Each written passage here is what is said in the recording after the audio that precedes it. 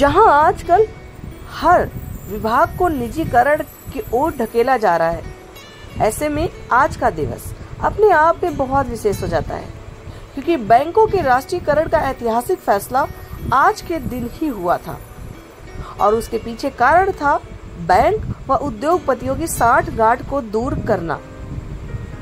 इसे दूर करने के लिए उठाया गया था ये विशेष कदम कि बैंकों का किया गया था राष्ट्रीयकरण। आज कुछ 10 वर्षों में बहुत सारे विभागों का निजीकरण कर दिया गया है।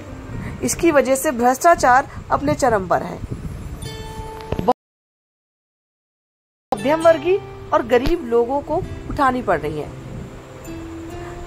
इसी जद्दोजहद से बचने के लिए आज से कुछ 60-65 साल पहले बैंकों के राष्ट्रीयकरण का कठोर फैसला लिया गया था कि आम जनमानस को, गरीब व्यक्ति को, मजदूर को, किसान को बैंकों का लोन सुविधा मुहैया कराया जा सके। अन्यथा किसी मजदूर और किसान के लिए तो लोन पाना लगभग नामुमकिन ही था।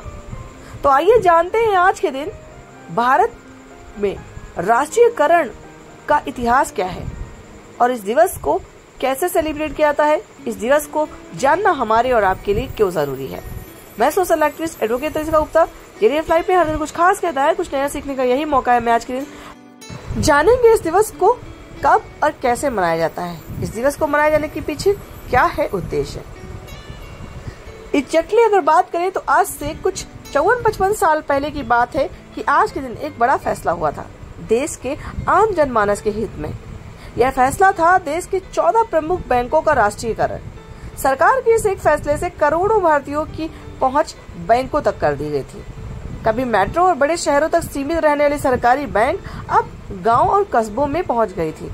सरकारी योजनाओं को लागू करने में बैंक सबसे आगे रहे, लेकिन अभी भी इनकी चुनौतियां खत्म नहीं है। अभी भी आसानी से गरीब व्यक्ति को लोन नहीं मिलता। अभी भी आसानी से बिना दस्तावेज के किसी को लोन मिल पाना लगभग असंभव है।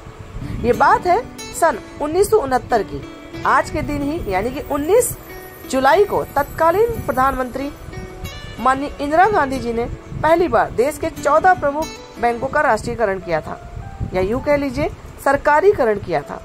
इसके बाद साल 1980 में फिर से 6 बैंकों को सरकार ने अपने अधीन कर लिया।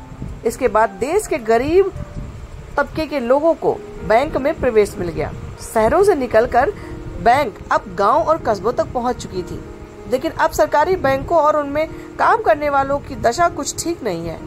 देश में सरकारी बैंकों में काम कर रहे लगभग 3 लाख अधिकारियों का प्रतिनिधित्व करने वाला संगठन all India bank officers confederation ने इस ऐतिहासिक निर्णय की सराहना तो की है। साथ ही संगठन ने कहा कि राष्ट्र निर्माण में बैंक की बहुत ही ज्यादा भूमिका है और अगर बैंक का निजीकरण किया गया तो देश का विकास और उसका अस्तित्व खतरे में पड़ सकता है। आजादी के बाद ऐसा देखा गया है कि बैंक प्रबंधन और उद्योगपतियों के बीच एक तरह की साठगांठ थी। इसी वजह से आम आदमी बैंक की पर्याप्त सुविधाएं प्राप्त नहीं कर पा रहा था। किसानों के लिए ऋण लेना तो एकमात्र सपना ही था। ऋण जमा का अनुपात बहुत कम था। बैंकों की अधिकतर शाखाएं मेट्रो शहरों में या फिर केंद्रित शहरों में ही खुली हुई थी। गरीब बैंक तक तो पहुंच ही नहीं सकता था। इसी को देखते हुए भारतीय रिजर्व बैंक के राष्ट्रीयकरण की बात उठी तो 1949 में पूरी हो गई। फिर 1955 में इंपीरियल बैंक, जो बाद में स्टेट बैंक ऑफ इंडिया कहलाया, सरकारी बैंक बन गया। एक रिपोर्ट के मुताबिक 1947 से लेकर 1955 तक 360 छोटे मोटे बैंक डूब गए थे। ये अपने आप में एक बड़ी बात थी, जिनमें लोगों का जमा करोड़ों रुपया डूब गया। उधर कुछ बैंक कालाबाजारी और जमाखोरी के धंधों में पैसा लगा रहे थे, इसलिए सरकार ने इनकी कमान अपने हाथ में लेने का फैसला कर लिया ताकि इन्हें सामाजिक विकास के काम में लगाया जा सके। 19 जुलाई 1969 को सरकार ने 14 बड़े बैंकों का राष्ट्रीयकरण कर दिया। इसके बाद साल 1980 में फिर 6 बैंकों का राष्ट्रीयकरण किया गया। राष्ट्रीयकरण के बाद बैंकों की शाखाओं में बढ़ोतरी हुई।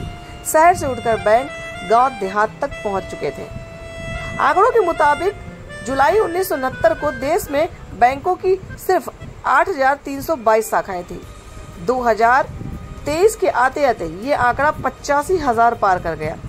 किसानों को बैंक से लोन मिलने लगा। प्राथमिकता वाले क्षेत्र चुने गए। राष्ट्रीयकरण के बाद कृषि क्षेत्र और कई तरीके के छोटे रोजगारों को ऋण मिलना शुरू हो गया। इस तरह से यदि कहें तो बैंकों के राष्ट्रीयकरण से कई गरीब तबके के लोग आगे बढ़ पाए। बैंक का राष्ट्रीयकरण होने से कई और फायदे हुए। जिन्हें बैंक में घुसने नहीं दिया जाता था, उन्हें अब छोटे मोटे लोन भी मिलने लगे। हर एक व्यक्ति का खाता खुलने लगा और खाता खोलने के लिए जैसे कि बैंकों की होड़ ही लग गई। पहले खाता खुलवाना ही अपने आप में बहुत टेढ़ी खीर हुआ करता था, लेकिन धीरे धीरे बैंक के राष्ट्रीयकरण के कारण ही हर एक व्यक्ति का खाता खुलना संभव हो पाया है। आज अगर सही मायने में कहें तो स्थितियां ऐसी हैं कि गरीब से गरीब व्यक्ति का खाता बैंक में है। भले ही उसके पास जमा पूंजी कम हो, लेकिन सरकारी आंकड़ों में बैंक में खाता खुलाने में हर एक व्यक्ति का योगदान है। हर एक व्यक्ति कहीं न कहीं एक अकाउंट होल्डर बन चुका है और ऐसा संभव हुआ राष्ट्रीयकरण के कारण ही। बैंक से बहुत सारी यदि सुविधाएं हैं तो कहीं न कहीं ग्राहकों को बहुत सारी असुविधाओं का भी सामना करना पड़ता है। ऐसे में अभी भी खामियां बहुत ज्यादा हैं, क्योंकि कहीं न कहीं राष्ट्रीयकरण का सबसे बड़ा जो परेशानी का मुद्दा है वो है लोगों की पहुंच न होना। सरकारी कर्मचारी आम जनमानस की बात आसानी से नहीं सुनते, जिसके कारण उन्हें उस तरीके का लाभ नहीं मिल पाता जो उन्हें मिलना चाहिए। अगर बैंक कर्मचारी आम जनमानस की हित की बात स्वेच्छा से सोच ले तो इस देश को प्रगति से शायद ही कोई रोक पाए। लेकिन ये दुर्भाग्य है कि बहुत सारे लोगों को बैंक के कर्मचारियों के द्वारा शोषित किया जाता है और उन्हें किसी न किसी तरीके के कागजी कार्रवाई में उलझाया जाता है और ऐसे अधिकारियों के लिए कोई कंप्लेन की जगह भी नहीं बनी। इसी कारण से वो अपनी मनमानी करते ही रहते हैं। ग्राहकों के साथ आज भी जिस तरह का व्यवहार होता है वो व्यवहार न्यायोचित नहीं है। कहीं न कहीं किसी न किसी तरीके की असुविधा का सामना हर एक व्यक्ति ग्राहक के तौर पर कर रहा है। अगर कुछ कमियों को पूरा कर दिया जाए तो शायद बैंकों के राष्ट्रीयकरण का लाभ सभी को मिल सके।